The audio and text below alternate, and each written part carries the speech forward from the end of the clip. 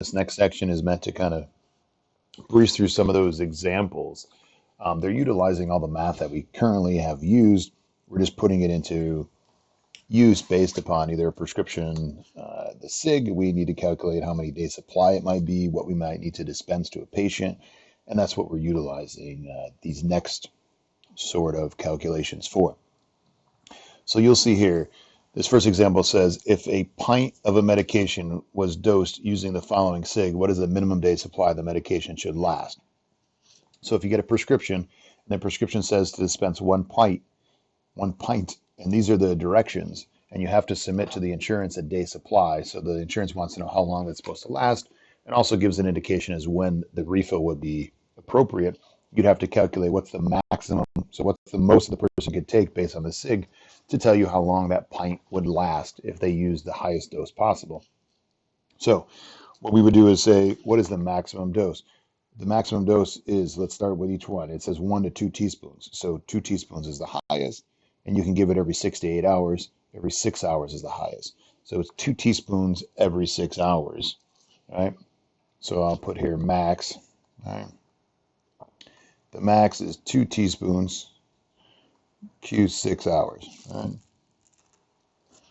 2 teaspoons is 10 mLs. And every 6 hours, as we know, is 4 times a day, right? 4 times per day, right? So this is 40 mLs a day. This is how much that they can use at most. So it's 2 teaspoons is 10 mLs. Every 6 hours is 4 times a day. So every day they're going to use 40 mLs per day at a max dose. All right. A pint is, in our pharmaceutical equivalent that we use, the common pharmaceutical equivalent, 473 mLs. 473 mLs is our pint. You should know that from our previous sessions. The number of mLs per day that they're going to use is 40 mLs. So this is going to equal about 11.825 days, right? Now, some people will round up and say that's 12 days. Some people will round down and say it's 11 days. Depends on the insurance company and your own policies that you guys utilize. Typically, you'd round down and usually do 11 for most people. The next one says an eyedropper. So here we have an eyedropper. It has 20 drops per ml. So that's the calibrated dropper that's on the bottle. So it says, how many days would a 5 ml bottle last if it's dosed with this SIG? So you have a prescription. It's just, this prescription says you're going to dispense a 5 ml eye drop bottle. The directions say 1 drop into each eye twice a day. How long will that dropper last the patient? When is that bottle going to be empty? And when can they get a refill? So what we would do is look at the amount that they use per day on that SIG. The SIG is 1 drop into both eyes twice a day, right? So 1 drop, both eyes twice a day. So they're doing 2 drops 2 times a day. So it's going to be 4 drops per day. So this is 4 drops per day is what they're utilizing. You know from the information given that 20 drops is per 1 ml. So we know that 20 drops, right, is equal to 1 ml. And they're giving them a 5 ml bottle. How many drops are in the bottle? So for me, I'm doing 20, all right, times 5, I got my 100. So I have 100 drops per bottle. So if I do 100 drops per bottle, and I have to do 100 drops is what we got out of that bottle. And we're going to use 4 drops a day, right? 4 drops per day. We're going to get about 25 days worth is what this is going to be equal to. Now you can do this all dimensional analysis wise by putting exactly everything you see here. And you'll get the same exact thing. I'm just trying to break it down to you. So to do it as a thought-wise process. Again, it's number of drops calibrated that we know. How many drops are in this bottle? We want to, so instead of saying a 5 ml bottle, we want to say that this is a 100 drop bottle. Right? This is a 100 drop bottle. I mean, that's how many drops it has. So if you do 4 drops a day, 4 divided by 100 gives you your day supply. Here's another one. It says if a compound of preparation contains 48 milligrams of drug in 8 fluid ounces, how many milligrams are there in 2 teaspoonfuls? Right? This is just utilizing information that we have. We know that there's 48 milligrams of drug, right, in 8 fluid ounces. I'm going to immediately do a conversion and put this into mLs because it says how many are in a teaspoonful. So 240, right? 8 fluid ounces is 240 mLs.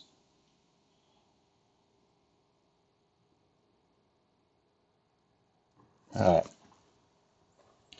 And we need to look at that. How many are there in 2 teaspoonfuls? 2 teaspoonfuls is 10 mLs. So we know that there's 48 milligrams of drug in 240 mLs. How much drug is there in 10 mLs? Right? This is the 2 teaspoonfuls. And I'm going to get 2 milligrams. Right? This is 2 milligrams. This is the amount per 2 teaspoonfuls. In 2 teaspoonfuls. Can you do a dimensional analysis wise? Yes, you can. You can convert all this and you can do your teaspoons to mLs all in dimensional analysis.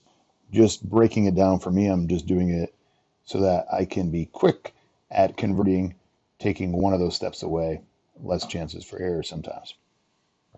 Here's some day supply based on prescriptions. Says how many tablets should be dispensed for a 30-day supply. So you get a prescription from the prescriber. It says atenolol 50 milligrams.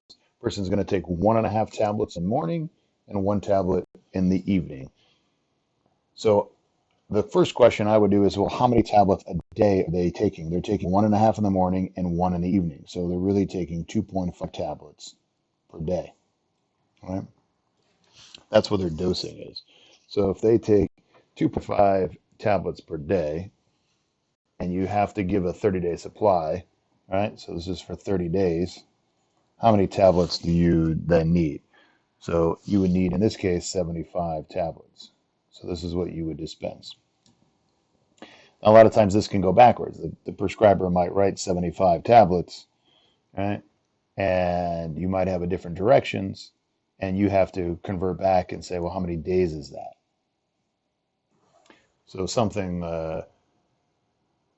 different in terms of dosing, right? So this is an actual prescription that I got recently. It was for Cinemet. So this is a medication for Parkinson's. It's 25/100. That means that this drug is a combination product.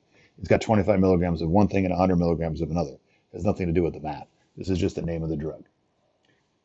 The strength of it is 25/100. It says you're going to give a half a tablet twice a day for 1 week, then 0.5 tablets 3 times a day for 1 week, and then they're eventually going to be doing 1 tablet 3 times a day. So how would you go about attacking that problem? So there are several ways that you can attack it, whatever one is more comfortable for you to do. I'm going to show you the way I would do it. So I break each one of these sessions that they are taking, right, broken down. So the first one says that they're going to take half a tablet twice a day for 1 week. That means that for the first 7 days, right, which is 1 week, they're going to take half a tablet in the morning, half a tablet in the evening. So that's 1 tablet, right, a day for 7 days. So this would be 1 tablet a day, right, a day for 7 days. But basically, I need 7 tablets. Yeah. So 7 tablets is the first week, right? The second week, they're taking 0.5 tablets 3 times a day for 1 week. So this is, I'll say, days 1 through 7, days 7 through 14, right? What are they taking? They're taking 0.5 tablets 3 times a day. So they're taking 1.5 tablets per day for 7 days. Mm-hmm. And that's 10.5 tablets. We'll call it tabs. And then after that, right, from everything else, from 15 plus, right, I should say this is like 8 to 14, right? So 15 plus, they're going to be taking 3 tablets. per day. All right. All right. So with that information, I now start to work backwards. I know that we gave the patient 90 tablets. So 90 tablets. I know that in the first 7 days, they are going to go through 7 tablets, right? And I know that the next 7 days, they're going to go through 10.5 tablets. So if I take 90 minus 7 minus my 10.5, do that again. 90 minus 7 minus 10.5, we're going to get 72.5. So this is how many tablets are left over after the first 2 weeks. So now I've got 72.5 tablets, 72.5 tablets. If the person's taking now 3 tablets a day, right? So 3 tablets per day, right?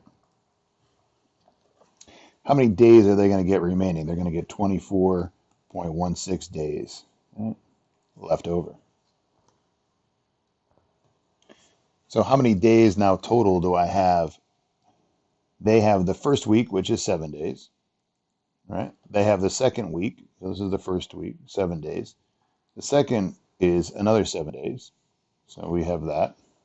And then the remaining portion down here, how many days? They get another 24, right, 0.16 days out of that.